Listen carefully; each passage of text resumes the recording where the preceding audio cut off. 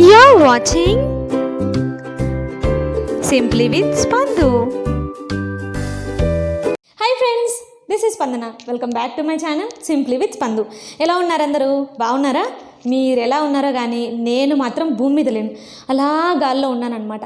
అసలు విషయం ఏంటంటే మనం జనరల్గా మనకు ఆడవాళ్ళందరికీ కామన్గా మనం బాలేమన్నా ఒప్పుకుంటాం, కానీ మన వంట బాలేదన్నా మన డ్రెస్ బాలేదన్నా పిచ్చ కోపం వచ్చేస్తుంది.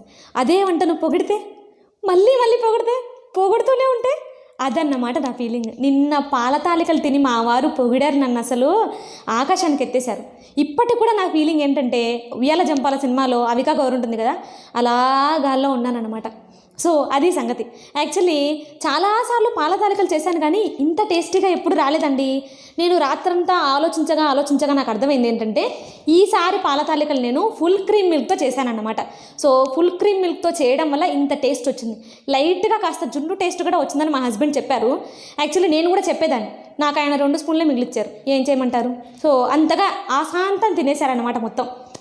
సో ఇంకా ఏంటంటే ఈ పాల తాలికలు రెసిపీ చాలా స్పెషల్ రెసిపీ. ఎందుకు స్పెషల్ రెసిపీ అంటే ఇది కూడా నేను బ్రౌన్ రైస్తో చేస్తున్నాను కాబట్టి చాలామంది సందేహాలు వ్యక్తం చేశారనమాట. మీరు ఎందుకు మా నార్మల్ రైస్ కాకుండా అన్నిట్లోనూ బ్రౌన్ రైస్ వాడతారు ఎందుకు అని.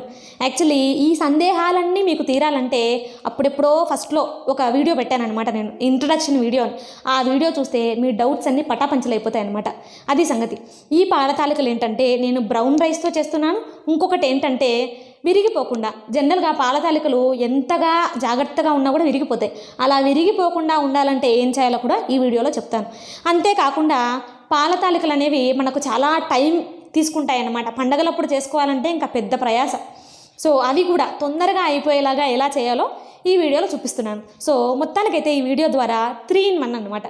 సో 3 ఉపయోగాలు ఉన్నాయి. అంతేకాకుండా ఈ బ్రౌన్ రైస్ పాల తాలికలు మీరు ట్రై చేసి ఎలా ఉన్నాయో నాకు కామెంట్ ద్వారా తెలియజేస్తానని ఎక్స్పెక్ట్ చేస్తున్నాను. అసలు మీరు ఎందుకంటే కామెంట్ చేయరు? కొంచెం ఓపిక చేసుకుని కామెంట్ చేస్తే హ్యాపీగా ఫీల్ అవుతానుగా. ఒకవేళ పొగడకపోయినా పర్వాలేదు, నీ రెసిపీ చండాలంగా ఉంది అంటే కూడా నెక్స్ట్ టైం మిమ్మల్ని సాటిస్ఫై చేయడానికి నేను ట్రై చేస్తాను కదా.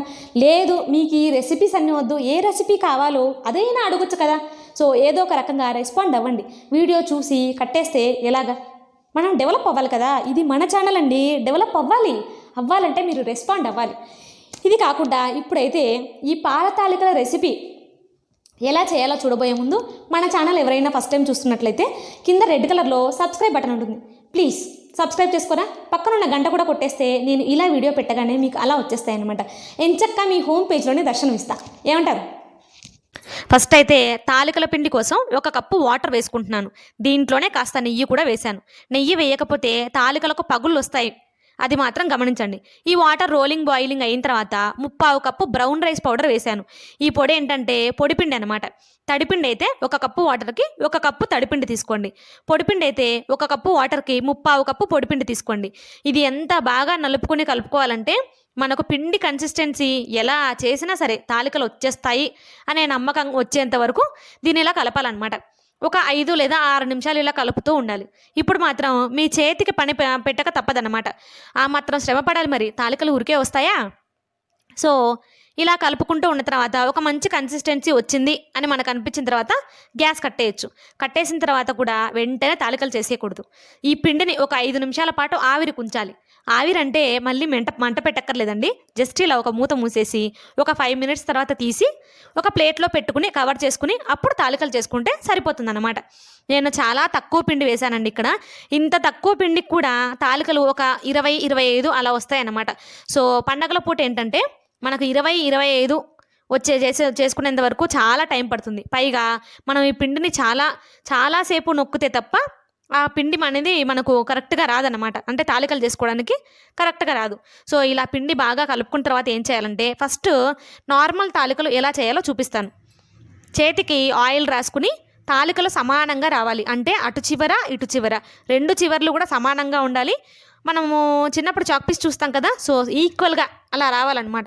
మరీ చాక్పీస్ అంత లావుగా కాదు. సో తాలికలు అంటే కాస్త సన్నగా వేసుకోవాలన్నమాట. కొంచెం పిండి తీసుకుని పక్కన పెట్టేసుకుంటున్నానండి. ఈ పిండి ఎందుకు పక్కన పెట్టానో నేను తర్వాత చెప్తాను. సో మిగతా పిండి ఏంటంటే ఇలా తాలికల్లాగా పక్కకు చేసుకుంటున్నాను అనమాట. ఈక్వల్గా రావాలి.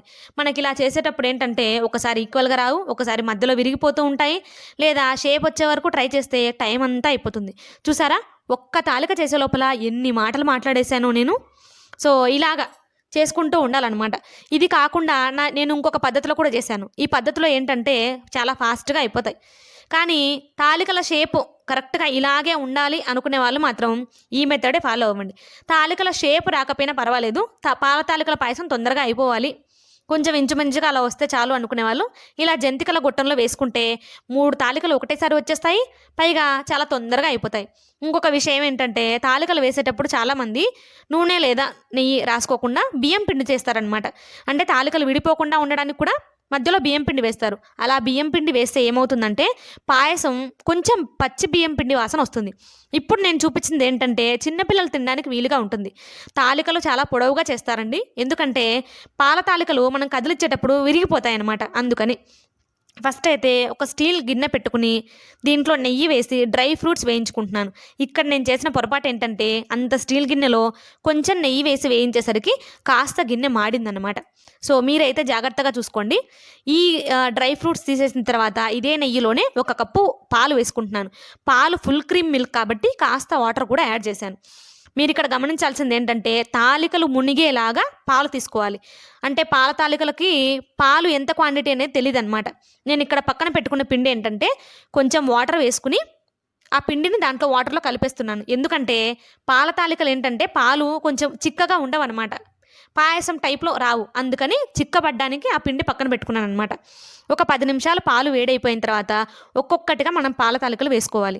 అన్నీ ఒకేసారి వేయొచ్చు కదా అని బియ్యం పిండి కలిపారనుకోండి, టేస్ట్ మరి అంత టేస్టీగా ఉండకపోవచ్చు. సో ఈ పాల తాలికలు బ్రౌన్ రైస్తో చేశాను కాబట్టి ఇవి మూత పెట్టి ఒక 15 మినిట్స్ దాకా ఉడికించుకోవాలన్నమాట. లో టు మీడియం ఫ్లేమ్లో ఉడికించుకోవాలి. కానీ మామూలు బియ్యం పిండితో చేసేవాళ్ళు 7 లేదా 8 నిమిషాలు ఉంటే సరిపోతుంది. సో ఇప్పుడైతే 10-15 నిమిషాలు అయిపోయిన తర్వాత ఏం చేయాలంటే మనం ఇందాక కలిపి పెట్టుకున్నాం కదా వాటర్, సో ఆ వాటర్ వేసేసుకోవాలి. ఈ వాటర్ వేసిన తర్వాత కూడా ఎక్కువసేపు ఏం మీకు మరగబెట్టక్కర్లేదండి, ఒక 2 మినిట్స్. నేను ఇప్పుడు చెప్పాను కదా, తాలికలు విరిగిపోకుండా ఏం చేయాలంటే స్పూన్ పెట్టకుండా ఇలా మనం గిన్నెనే కదుపుతూ ఉండాలి. మీరు ఇలాంటి గిన్నెనే తీసుకోండి. బెల్లం కూడా వేస్తున్నానండి 2 మినిట్స్ తర్వాత. ఈ బెల్లం నేను తురిమి తీసుకున్నాను.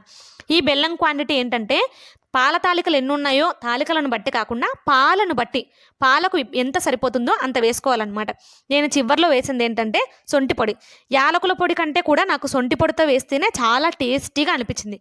కాబట్టి ఇంకొక 2 నిమిషాల్లో మనం దించేసుకోవచ్చు. బెల్లం వేసిన తర్వాత ఒక 5 మినిట్స్ ఉంటే సరిపోతుంది. సో ఇప్పుడైతే మన పాల తాలికలు చిక్కగా అయిపోయాయి. చాలామందికి ఏమనిపిస్తుందంటే పాల తాలికలు చేసేటప్పుడు పాలేంటి మరీ ఇంత క్రీమీగా రాలేదే అనిపిస్తుంది. కానీ అవి కాస్త చల్లారిన తర్వాత ఆ లోపల ఉన్న పాల తాలికలు పాలను బాగా పీల్చుకుని కొంచెం సెట్ అవుతాయి అన్నమాట. దానికి కాస్త టైం పడుతుంది. సో టైం పట్టిన తర్వాత అయితే పాల తాలికలు క్రీమీగా ఇలా ఉన్నాయన్నమాట. డ్రై ఫ్రూట్స్ వేసుకుని సర్వ్ చేసుకుంటే మన పాల తాలికలు రెడీ అయిపోయాయి అన్నమాట. తప్పకుండా మీరు మీ ఇంట్లో ట్రై చేసి ఎలా ఉందో నాకు కామెంట్ ద్వారా తెలియజేయాలి. నేను మీ కామెంట్ కోసం వెయిట్ చేస్తూ ఉంటాను. నచ్చితే తప్పకుండా సబ్స్క్రైబ్ కూడా చేసుకోండి మరి. Thanks for watching.